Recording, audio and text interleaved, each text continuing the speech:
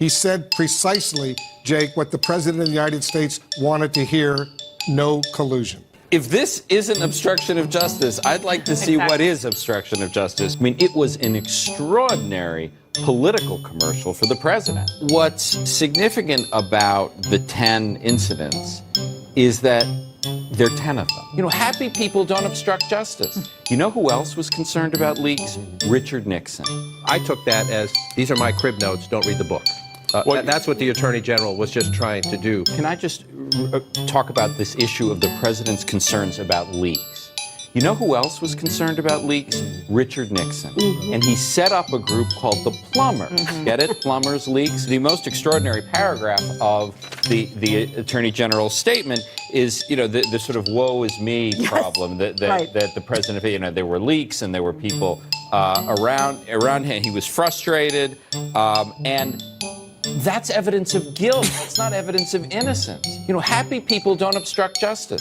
This is the sense. The president. That can be a reason to obstruct, frankly. The idea, if you are frustrated, if you're overwhelmed, if you're sensitive, you think there's a cloud over your presidency, that can also lead to you making decisions that perhaps a more sane, resolved person would not make. It doesn't simply inoculate you because you have feelings about the issue. That's the part that I think is most interesting. And by the way, of course it's not going to be beneficial. They were already given their report in advance, and there was a rebuttal.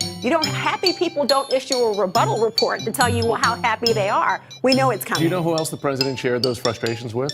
The Russian ambassador in the Oval Office. There is no evidence that Mueller could find. Mueller, a highly respected investigator and law enforcement official, he could not find sufficient evidence that there was conspiracy by any American knowingly or by any member of the Trump team.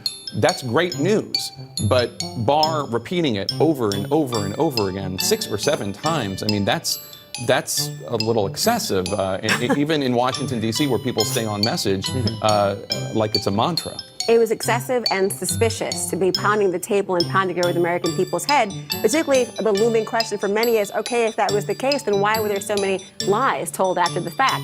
But also, with the first 10 minutes of his entire discussion, I thought to myself, didn't the president at first once ask, where's my Roy Cohn? Oh, well, I guess he may have found him today because he should be pleased with the person who now serves at his pleasure.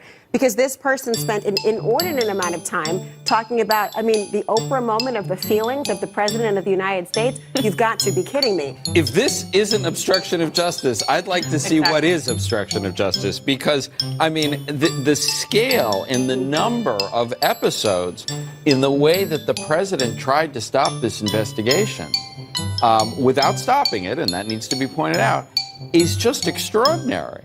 And you want to talk about motive.